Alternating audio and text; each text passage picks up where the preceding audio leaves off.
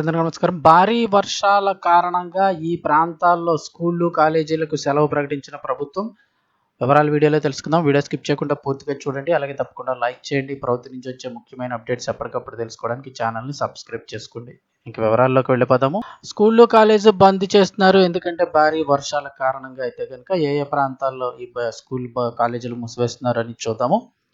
ఈశాన్య రుతుపవనాలు ముఖ్యంగా తమిళనాడుపై తమ ప్రతాపాన్ని తీవ్రతరం చేస్తున్నాయి. బంగాళాఖాతంలో ఏర్పడిన ఈ అల్పపీడనం మరింత బలపడడంతో రాష్ట్రంలోని తీర ప్రాంత జిల్లాలన్నిటికీ కూడా భారీ వర్ష సూచనల నేపథ్యంలో ప్రభుత్వం అప్రమత్తమైంది. చెన్నైలోని అనేక జిల్లాల్లో కుండపోత వర్షాల హెచ్చరికల దృష్ట్యా అక్టోబర్ 22 నాడు పాఠశాలలు, కళాశాలలకు అన్ని కూడా సెలవులు ప్రకటిస్తూ అధికారులు కీలక నిర్ణయం తీసుకున్నారు. పుదుచ్చేరి, కారైకల్లో కూడా విద్యా సంస్థలకు సెలవు ప్రకటించారు. ఇక చెన్నైలోని ప్రాంతీయ వాతావరణ కేంద్రం అందించిన వివరాల ప్రకారం బంగాళాఖాతంలో ఏర్పడిన అల్పపీడనం చెన్నైకు సుమారు 400 కిలోమీటర్ల దూరంలో కేంద్రీకృతమై ఉంది. రేపు మధ్యాహ్నానికి ఇది మరింత బలపడి వాయుగుండంగా మారే అవకాశం ఉంది. ఈ ప్రభావం ఉత్తర తమిళనాడు, పుదుచ్చేరి, దక్షిణ ఆంధ్రప్రదేశ్ తీర ప్రాంతాలపై అధికంగా ఉంటుందని అంచనా వేస్తున్నారు. వర్షాల తీవ్రతను బట్టి వాతావరణ శాఖ వివిధ జిల్లాలకు హెచ్చరికలు జారీ చేసింది.